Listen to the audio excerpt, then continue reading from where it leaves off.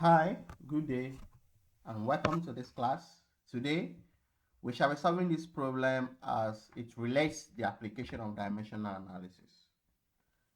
All right, the question says, if the period of oscillation of a simple pendulum depends on the mass of the bulb, the length of the thread, and acceleration due to gravity g, determine the correct relationship between T, M, L, and G. So in this question, we shall solve and find that C, okay, has this relationship.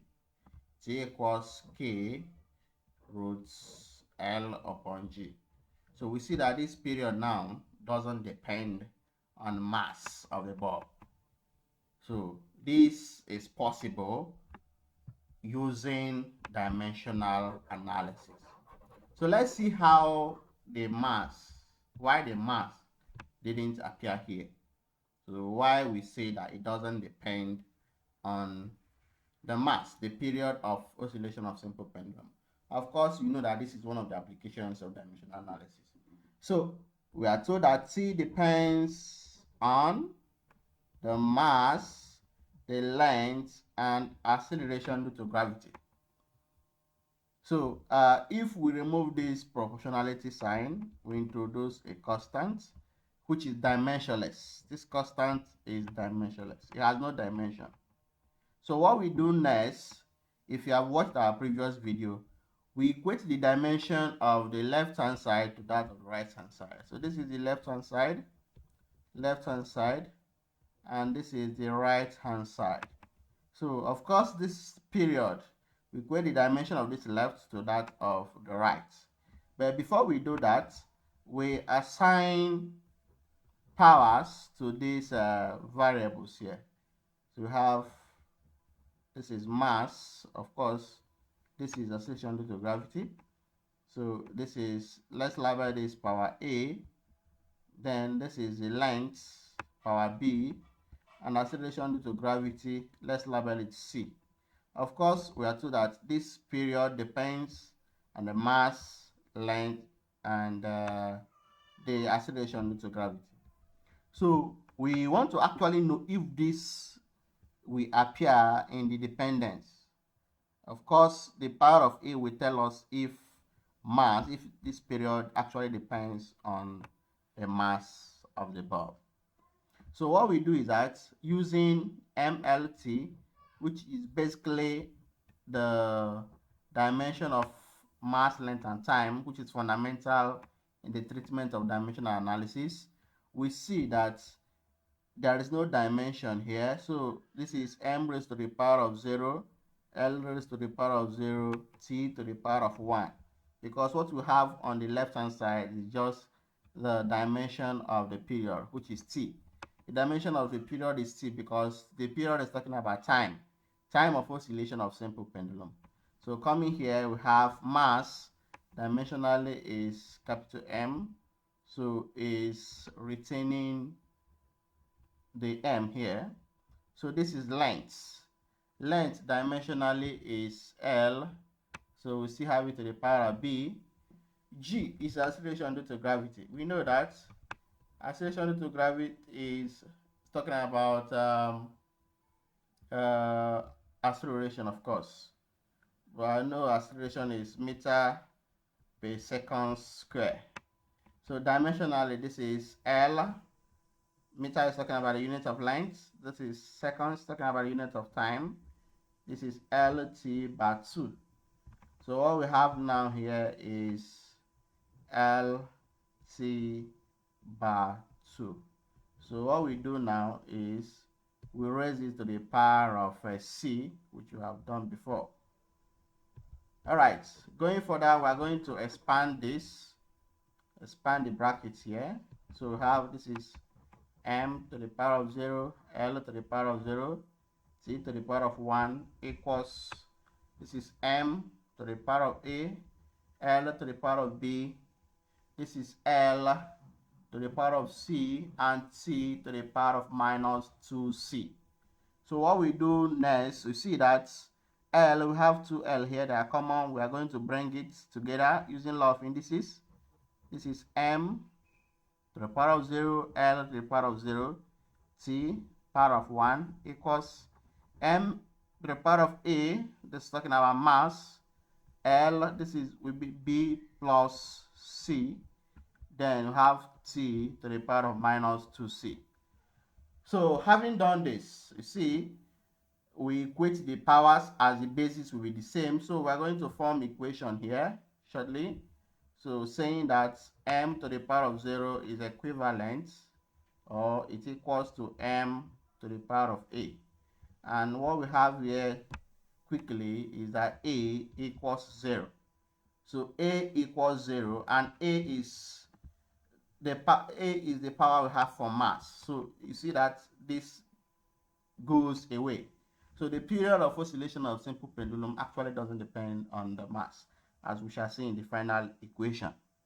So what we do again, we know that L to the power of 0 equals L to the power of B plus C. So we do again. So write again that 0 equals B plus C. So let's label this equation 1, label this equation 2. So for T, we have that T to the power of 1 equals T to the power of minus 2C. We see quickly again here that 1 equals minus 2C. This is equation 3. So we can now come here and write that, of course, we have found what A is. Let's look for C. This is 1 already. C will be minus half. If C is minus half, if you come to equation 2, which says that, equation 2 says that 0 equals B plus C. So if we want to find what B is now, B will be minus C. And C already is minus half. So this will be minus C. This is C. And we end up having that B is half. So finally we see that A equals 0, B equals half, and C equals minus half. So we are going to replace it in this equation.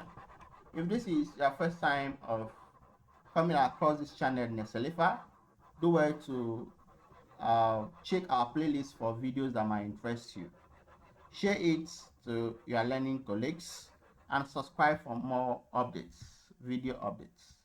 So let's continue. We have that from here. T equals m to the power of A, L to the power of B, G to the power of C. Of course, we can introduce the constant of proportionality now, which we say is dimensionless. We can have it as this. So this is T equals K, M. The power here is 0, as we saw here in our analysis.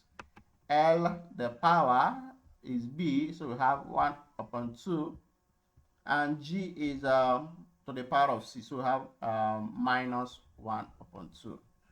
So we have that T equals, you see that there is no dependence on this. So T finally will not depend on the mass, following from this our dimensional analysis. So this will be L to the power of half.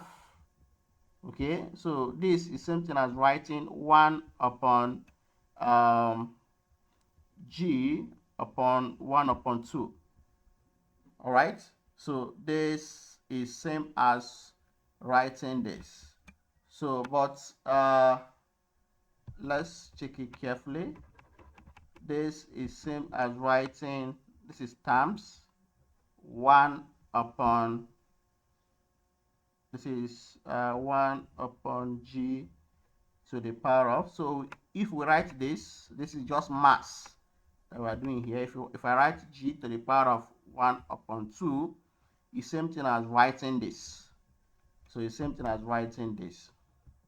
1 upon G to the power of half is same thing as saying g to the power of negative half. So this is, if you are still struggling with indices, you can check our playlist again for videos on indices. So this is k, l to the power of half is same thing as saying root l times, this is 1 upon root g, so that we have that t equals k root l upon root g, which we can combine to have finally that t equals k root l upon g. You see that this is now the dependence of the period. The period depends on the length of the thread basically, and the acceleration due to gravity. Most times you'll be required to verify this in the lab, having different lengths and different masses, as the case may be. So you see that T has this dependence. It depends on the length, and G, and we have seen that it doesn't depend on the mass. Okay, following from dimensional analysis. So this question can come as this, the answer can come as this, or it can come as T equals K half L upon G all to the power of half. So they are the same.